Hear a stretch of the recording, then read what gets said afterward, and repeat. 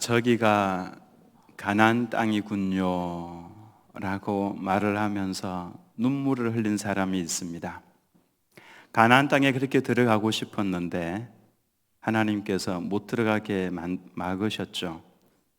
하나님, 저 가나안 땅, 젖과 꿀이 흐르는 저 가나안 땅에 들어가고 싶습니다 라고 기도했을 때에 하나님께서 더 이상 이 일로는 내게 말하지 말라 라고 하나님께서 아주 단호하게 딱 막아버리셨죠. 모세였습니다. 모세는 느보산에 올라갔습니다. 하나님께서 느보산으로 데리고 올라가셨죠. 그리고는 가나안 땅 이 끝에서 저 끝까지, 북에서 남쪽까지 다 바라보게 하셨습니다. 아하, 저곳을 가기 위해서 우리가 40년간 걸어왔었구나. 모세가 앉아서 쳐다보면서 생각을 하니까 내가 광야 40년 길 어떻게 걸어왔던가, 그 길 짧은 인생이 아닌데 그것도 광야길, 그 험한 길을 이스라엘 백성 장정만 60만 명이 넘고 그리고 그에 딸린 가족까지 다 합치면 250만 명, 아니 많으면 300만 명 정도까지 되는 그 어마어마한 그 숫자를 다 이끌고 광야 40년을 살아왔다는 것이 잘 믿기지가 않았습니다. 생각을 해보니까 모세는 하나님께서 그와 함께 계셨던 것이 떠올랐습니다. 구름 기둥과 불 기둥에 임재해 계시는 하나님을 날마다 보면서 걸었습니다. 그리고 반석을 쪼개어서 강물이 펑펑 솟아나와서 그 수백만 명이 되는 이스라엘 전체 백성들과 그와 함께 가고 있는 가축들을 다 먹이는 그 모습을 보면서 하나님의 얼굴을 그 속에서 배웠습니다. 매일매일 약속한 것처럼 하나님께서 매일매일 만나를 내려주셨고 특별식으로 메추라기 고기를 주셔서 먹여주시는데 그 밥을 먹으면서 고기를 먹으면서 그 속에서 하나님의 은혜를, 또 하나님께서 함께 계시는 것을 모세는 보았습니다. 40년간 걸어왔음에도 불구하고 옷이 헤어지지 않았고 신발이 닳지 않는 이 모습, 옷을 입혀주시고 신발을 신겨주시고 그래서 걸어가면서 하나님께서 40년간 나와 함께 하셨다고 하는 것을 뒤를 돌아보니까 그 하나님의 은혜가 얼마나 컸는지 생각이 나는 겁니다. 그래서 느보산에서 이제 잠시 후면은 모세는 목숨을 잃을 겁니다. 그리고 하나님께서 데리고 가실 거죠. 그곳에 엎드려서 고개를 숙이고 울었습니다. 또 하나님께서 모세야, 왜 못 들어가게 해서 힘들어? 아닙니다. 억울해? 아닙니다. 그럼 왜 울고 있니? 너무 행복해서 웁니다. 저처럼 하나님과 동행할 수 있었던 사람이, 하나님과 이렇게 가까이에서 대화를 나누며 동행할 수 있는 특권을 누린 사람이 얼마나 되겠습니까? 지난 광야 40년간 하나님과 동행했던 그 기간은 저에게 가나안이었고 천국이었습니다. 모세가 아마도 하나님께 그렇게 말씀을 드렸을 겁니다. 그는 참 행복했습니다. 40년 그 인생 마무리를 지으면서 처음에는 애굽 궁에서 40년, 그리고 도망을 가서 양을 치면서 40년, 마지막 80세부터 이스라엘 백성을 이끌고 하나님과 동행하면서 그 험한 길 걸어왔는데, 생각을 해보니까 그 길이, 주님과 동행했던 그 길이 바로 가나안이었구나, 천국이었구나. 그래서 행복해서 울었습니다. 광야와 같이 그 험한 곳도 하나님과 동행하면은 그곳이 천국이 됩니다. 우리가 조금 전에 노래했던 것처럼 주 예수와 동행하니 그 어디나 하늘나라. 예수님과 동행을 하니까 광야길도 하늘나라가 되는 것이죠. 그러나 아무리 젖과 꿀이 흐르는 궁궐에 산다고 할지라도 하나님과의 동행이 없으면 그곳은 지옥이나 마찬가지다라고 할 수 있습니다. 제 말이 좀 과격하게 들릴지 모르지만 맞습니다. 소돔과 고모라는 에덴 동산과 같은 곳이었습니다. 아브라함이 그랬죠. 롯에게 네가 땅을 선택을 하라. 그러면 네가 우하면 내가 좌할 것이고 네가 좌하면 내가 우하겠다. 선택권을 먼저 롯에게 주었습니다. 롯이 고개를 들어 살펴보니까 창세기 13장 10절 말씀에 이에 롯이 눈을 들어 요단 지역을 바라본즉 소알까지 온 땅에 물이 넉넉하니 여호와께서 소돔과 고모라를 멸하시기 전이었으므로 여호와의 동산 같고 애굽 땅과 같았더라. 얼마나 비옥하고 얼마나 그 땅이 좋았는지, 소돔과 고모라, 스보임, 아드마 이 지역에 있는 그 땅이, 그쪽 지역이 지금의 사해 쪽 아닙니까? 지금은 사해 바다고 주고 있는 땅이지만 그때는 여호와의 동산처럼 너무나도 아름답고 비옥했다라고 그럽니다. 그다음 문제는, 환경은 정말 살기 좋은 곳이었지만 그곳에 살고 있는 사람들 속에, 그들 문화 속에는 하나님이 없었습니다. 그들의 삶의 모든 영역에는 하나님이 안 계셨습니다. 바로 그곳에 롯이 거주하고 살면서 보고 듣는 것으로 그 의로운 마음이 상하다가 그곳에서 더 이상 회복을 하지 못하고 그만 물이 들어버렸죠. 그것이 지난주에 우리가 살펴보았던 말씀입니다. 물이 들고 나니까 소돔과 고모라 성에 살던 사람들이 하던 말을 그대로 했습니다. 그게 뭡니까? 여기 결혼한 남자를 알지 못하는 내 두 딸이 있으니까 이 두 딸을 내어줄 테니까 너희 마음대로 눈에 좋을 대로 하라고. 이게 바로 소돔과 고모라에 살았기 때문에 그들이 말이 물이 들어서 그 말을 했던 것이죠. 만약에 롯이 살던 곳은요 소돔성입니다. 소돔에 살면서 삼촌 아브라함처럼 하나님과 더불어서 동행하고 있었더라면 그가 어떻게 살았을 것 같습니까? 아브라함처럼 기도하면서 깨어있는 신앙을 가지고 있었더라면 보고 듣는 것으로 인해서 마음이 상하지만은 그 상한 마음을 가지고 하나님 앞에 나가서 엎드렸겠죠. 그가 아브라함에게서 늘상 보고 듣고 배운 것이 무엇입니까? 삼촌 아브라함은요 그의 신앙의 특징을 이렇게 성경에서는 이야기를 하고 있죠. 아브라함이 가는 곳마다 단을 쌓고 여호와의 이름을 불렀더라, 이렇게 기록을 하고 있습니다. 즉 아브라함은 가는 곳마다 그곳에서 물이 드는 것이 아니라 그곳으로 물들렸죠. 무엇으로 물들렸습니까? 하나님께 예배를 드리고 여호와의 이름을 부르는 것으로. 우리가 여호와의 이름을 부를 때에 어떻게 부릅니까? 여호와의 이름을 부를 때에 여호와여라고 부르기도 하고 하나님이여 부르기도 하고, 또 우리가 잘 부르는 건 뭐가 있습니까? 주여라고 부릅니다. 한번 따라서 보겠습니다. 하나님이여, 여호와여, 주여. 우리는 이 이름은 확신을 가지고 부를 수 있는 이름이죠. 근데 아브라함이 그곳에서 이렇게 불렀다라고 하는 것입니다. 여호와여, 하나님이여, 주여. 우리는 또 아버지라고 부를 수도 있죠. 이렇게 불렀던 것은 저는 어디를 가든지 하나님 중심으로 살겠습니다. 여호와 하나님 중심으로 살겠습니다. 내 주님 뜻대로 순종하면서 살겠습니다.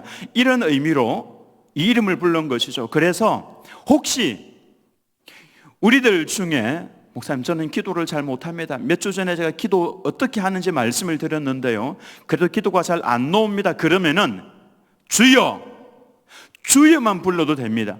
여호와여라고 불러도 됩니다.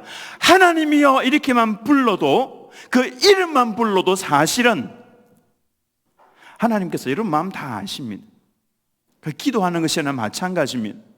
그래서 오늘 산상기도 가시면은 제가 이 이름만 부르면서 한번 기도를 해보려고 그럽니다.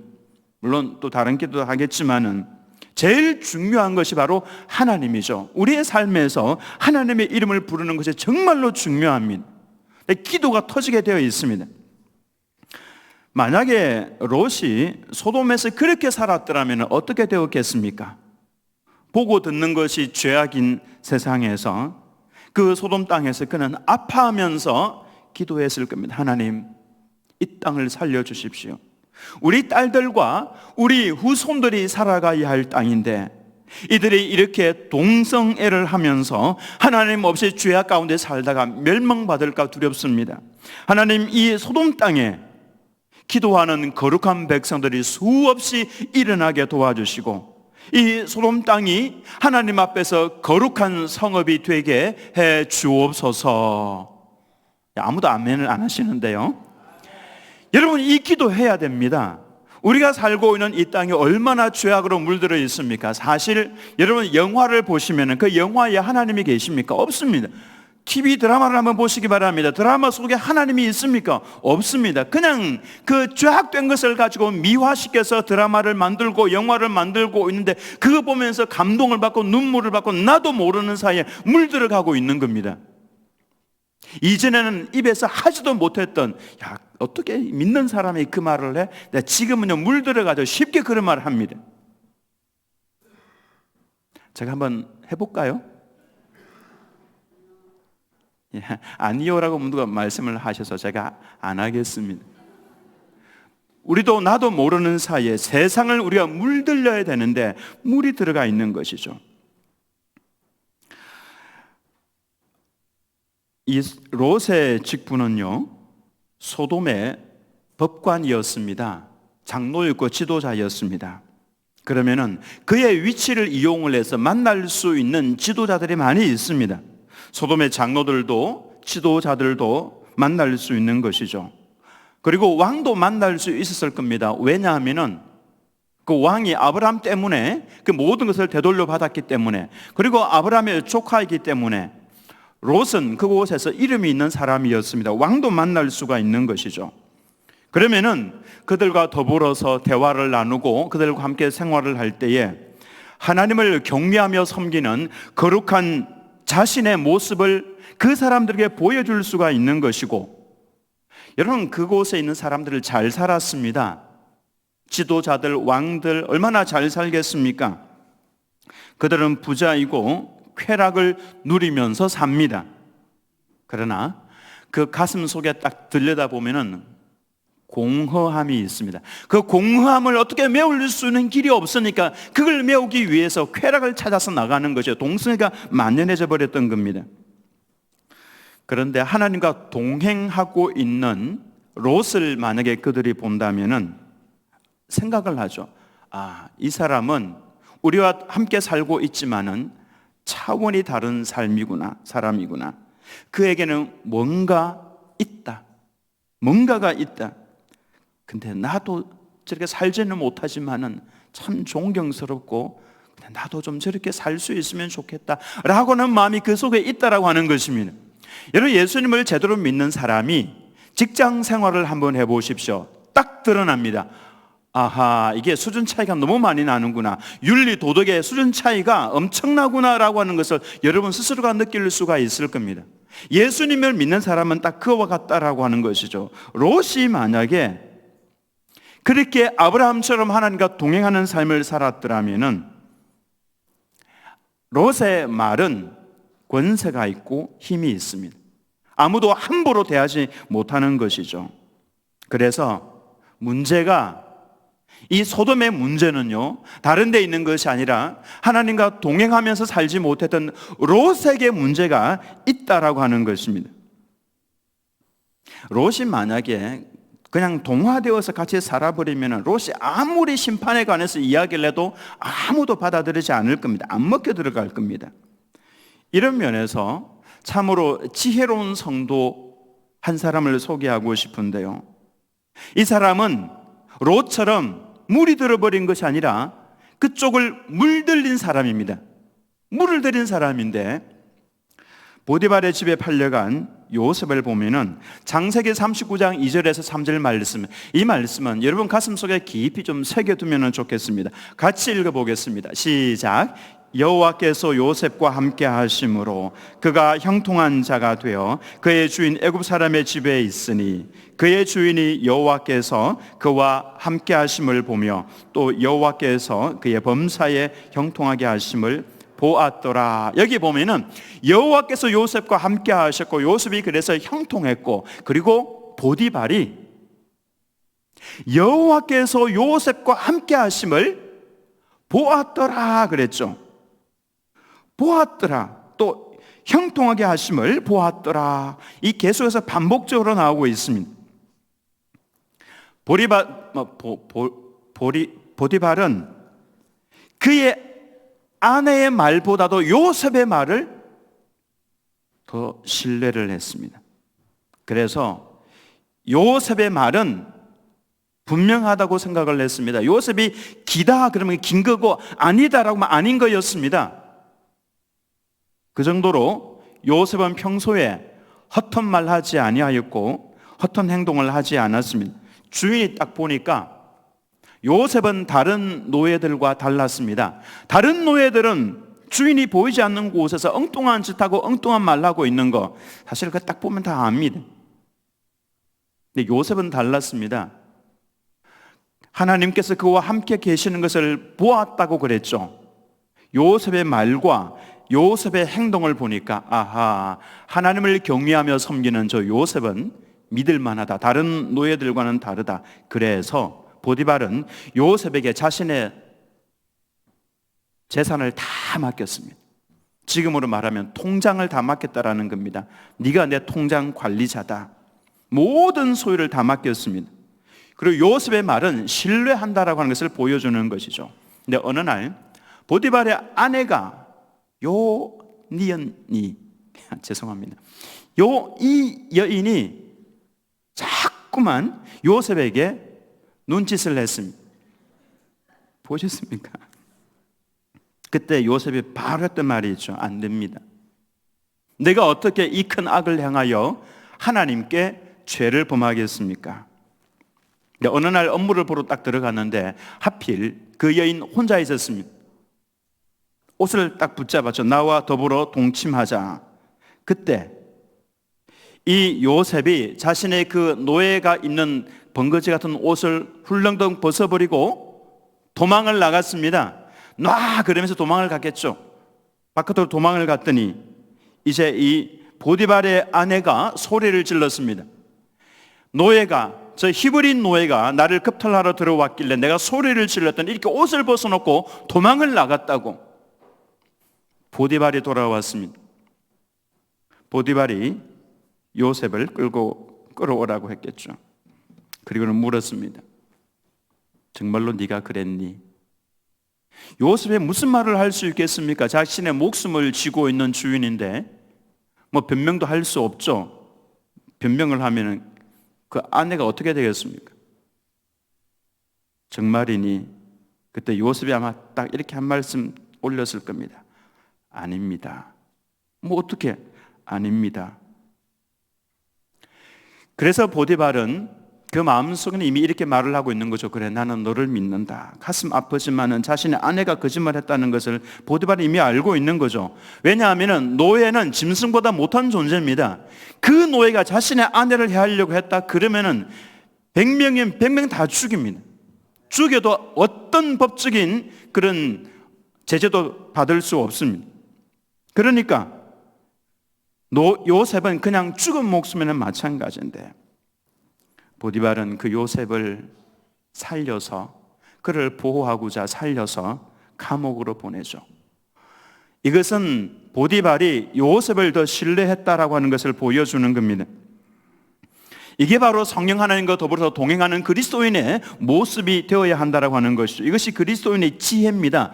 지혜는 여호와를 아는 것이 지혜의 근본이라고 그랬죠. 그 여호와 하나님과 더불어 동행하는 것이 우리에게는 지혜다라고 하는 것입니다. 세상을 살아가는 가장 지혜로운 방법이 바로 하나님과 더불어서 동행하는 것이라고 할 수가 있는 것이죠.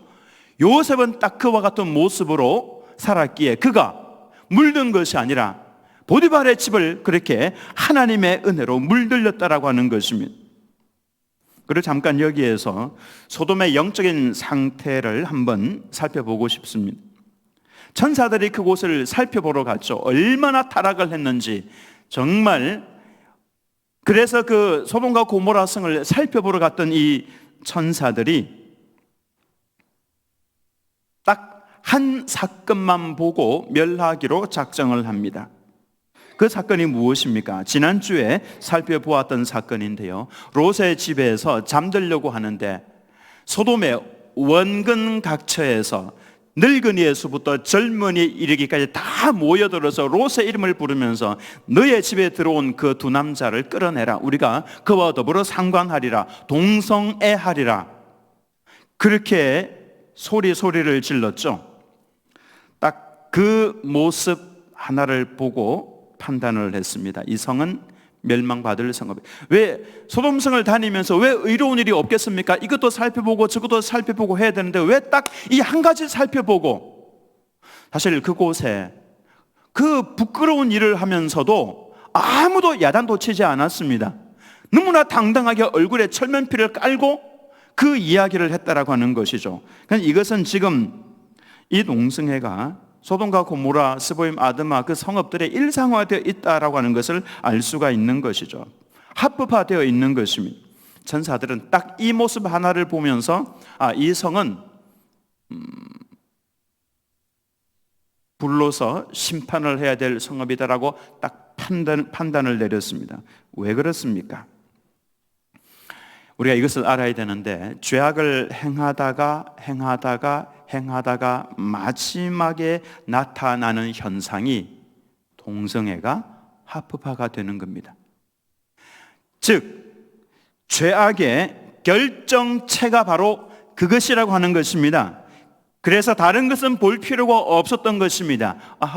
이게 이렇게 되어 있다고? 이 동성애 이렇게 되어 있다고? 그럼 다른 거 볼 필요 없는 겁니다. 그래서 그 땅이 심판을 받은 것입니다.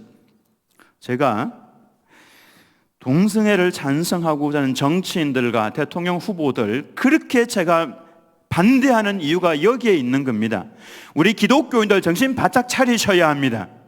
아무리 좋은 정책을 가지고 있다고 하더라도 하나님의 말씀에 위배되고 하나님의 이 법을 변개시키려고 하는 그 정치인들은 세상을, 그 나라를 망하게 만드는 사람들입니다. 하나님을 대적하게 하는 것이죠. 그래서 예수님을 믿는 사람들은 다른 것보다도 하나님의 말씀 중심으로 그 말씀을 딱 보면서 이건 아니구나 라고 하는 것을 알아야 되는 것이죠. 소돔성을 멸망하기로 작정한 천사들이 그 일을 시행하기 전에 한 가지 은혜를 베풉니다. 근데 저는 이 말씀을 보면서 가슴이 너무 아팠습니다. 12절 말씀인데요, 그 사람들이, 천사들이죠, 롯에게 이르되 이 외에 네게 속한 자가 또 있느냐? 네 사위나 자녀나 성중에 네게 속한 자들을 다 성 밖으로 이끌어내라. 이제 소돔 위에 하늘로부터 유황불을 내려서 다 불태우려고 하는데 그 전에 은혜를 베풀겠다라고 하는 겁니다. 살려주겠다라고 하는 것입니다. 누구를요? 다른 사람이 아니라 롯에게 속한 자들을 살려주겠다라고 하는 겁니다. 너의 사위나 자녀나 성중에 혹시 너에게 속해 있는 자들이 있느냐? 그들을 얼른 끌어내라. 자, 누굽니까? 네 말을 듣고 성중에 롯, 너의 말을 듣고 너를 따라올 수 있는 자들을 다 성 밖으로 이끌어내라. 그들을 내가 살려주겠다. 하나님께서 소돔에 거주하고 있는 롯에게 무엇을 기대하고 있는지를 알 수가 있는 거죠. 우리가 이 땅에 살고 있을 때 우리들에게, 그리스도인들에게, 구원받은 하나님의 백성들에게 기대하는 것이 무엇인지를 알 수가 있습니다. 나 때문에 구원받는 자들이 생겨나기를 하나님께서 기대하고 계시는 겁니다. 여러분 이제 생각을 한번 해보시기 바랍니다. 나 때문에 예수님을 믿고 구원받은 사람들이 얼마나 있는가, 또 앞으로도 얼마나 일어날 것인가. 나 때문에, 하나님께서는 롯 때문에 구원받을 사람들이 있기를 원하고 계시는 겁니다. 잠언 11장 30절 말씀을 보면요, 이 말씀 한번 같이 읽어보죠. 시작. 의인의 열매는 생명나무라 지혜로운 자는 사람을 얻느니라. 그냥 읽고 지나가시면 사실 이 말씀 무슨 말씀인지 잘 모릅니다. 근데 의인의 열매는, 의인이 누굽니까? 예수님을 믿고 구원받은 사람들 아닙니까? 바로 우리들 아닙니까? 의인의 열매는 즉 우리가 맺어야 할 열매가 있다라고 하는 것입니다. 내가 평생 살아가면서 맺어야 할 열매는 바로 생명나무라. 이 생명나무가 무엇입니까? 생명을 구원하는 것이죠. 생명을 구원하는 것. 소돔과 같은 이 세상에 우리가 살아가면서 내가 평생 살아가면서 맺어야 할 열매가 있는데 바로 생명나무, 사람의 생명을 구원하는 것이라는 겁니다. 지혜로운 자는 사람을 얻는다 그랬죠. 어떤 지혜입니까? 어떤 지혜가 필요합니까? 아까 말씀드린 요셉은 지혜가 있는 사람이었습니다. 그래서 이 요셉을 통해서 정말로 많은 사람들이 구원을 받습니다. 정말로 많은 사람들이 살아납니다. 그는 양식을 나누어주는 사람이었죠. 하나님과 함께하는 성도가 지혜로운 성도입니다. 보디발은 요셉을 통해서 하나님을 보았죠. 그래서 요셉의 말을 아내의 말보다 더 신뢰했었습니다. 즉 하나님과 더불어 동행하는 사람의 말, 그 말은 신뢰할 수 있다라고 하는 것을 세상 사람들도 압니다. 근데 롯에게는 그 지혜가 없었습니다. 천사들의 이 말을 듣고 롯이 나가서 누구 찾아갑니까? 이 성중에 내가 이 말을 하면은 이 말을 듣고 따라올 수 있는 사람이 누가 있을까? 14절 말씀에 롯이 나가서 그 딸들과 결혼할 사위들에게 말하여 이르기를, 사위들을 찾아갔습니다.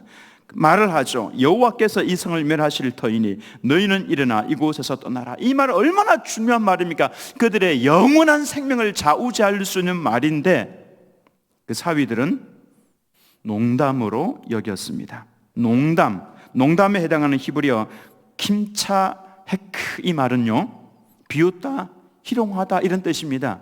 아니 장인이 와서 말씀을 하시는데 사위들의 반응이요, 우리 장인 이렇게 돌았나 봐, 희롱하고 비웃었습니다. 아니 장인이 와서 지금 영원한 생명을 가를 수 있는 여호와께서 이 성을 멸하실 테니까 나가자, 구원에 관한 말 아닙니까? 그런데 희롱하면서 비웃었습니다. 다른 사람이라면 몰라도 사위들이 이렇게 한다? 왜 그렇습니까? 왜 사위들이 장인의 말을 들으면서 조롱하고 비웃었습니까? 농담으로 여겼습니까? 평소에 롯이 어떤 모습으로 살았는지를 보여주고 있는 겁니다. 롯이 평소에 하나님과 더불어 동행했더라면 허튼 말 안 했겠죠. 허튼 행동을 안 했겠죠. 아, 우리 장인이 하는 말은, 우리 장인은 허튼 이야기 안 하신다. 그렇다면 분명 심각한 일이 일어나고 있는 것이 분명해. 일단은 믿어보자. 이렇게만 했더라도 그들은 살았을 겁니다. 우리가 하나님과 더불어서 동행을 하면은 이것은 우리들에게 먼저 큰 복이 됩니다. 하나님과 동행하는 것이 무엇입니까?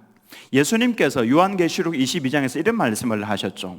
내가 너희들에게 줄 상을 가지고 있는데 이 상은 아무에게나 주는 것 아니야. 구원받은 사람들에게 그냥 다 나누어 주는 것 아니야. 뭐라고 말씀을 하십니까? 각자가 행한 대로 갚아주겠다라고 그러셨죠.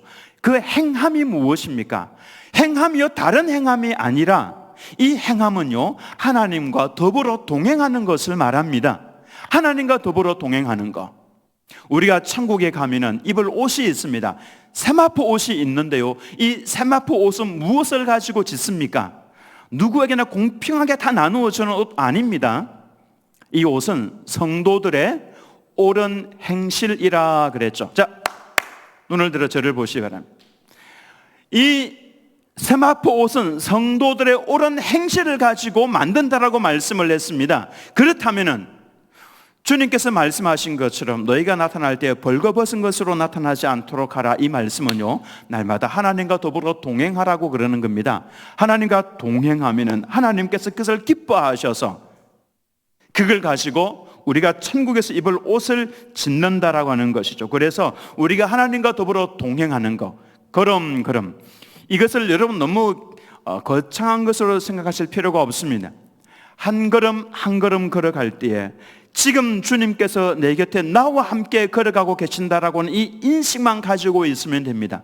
이후로 동행에 대해서 더 말씀을 드릴 텐데요, 오늘은 그냥 주님께서 내 인생의 걸음에서 한 걸음 한 걸음 나와 함께 걸어가고 계신다라고 하는 이 의식을 가지는 것이 매우 중요합니다. 그러면은 우리들에게도 복이 되지만은 더 중요한 것은 우리 이웃들에게도 복이 된다라고 하는 것입니다. 그들이 만약에 롯을 통해서 그가 하나님과 더불어 동행하는 것을 보았다면은 장인어른이 한 그 말씀을 농담으로 여기거나 비웃거나 조롱하거나 그러지는 않았을 겁니다. 그랬더라면은 그 사위의 가족들도 살아날 수 있었겠죠. 구원을 받을 수가 있었겠죠. 저는 우리 드림교회 모든 성도님들이 하나님께서, 예수님께서 지금 나와 함께 하고 계신다라고 하는 이 동행의식을 가지시고 오늘도 걸음 걸어가시면서 여러분만 복을 받는 것이 아니라 주변에 여러분을 바라보고 있는 분들도 여러분의 말로 인해서, 행동으로 인해서 복을 받는, 세상을 물들이는 그런 하나님의 사람으로 살아가시기를 예수님의 이름으로 축원합니다.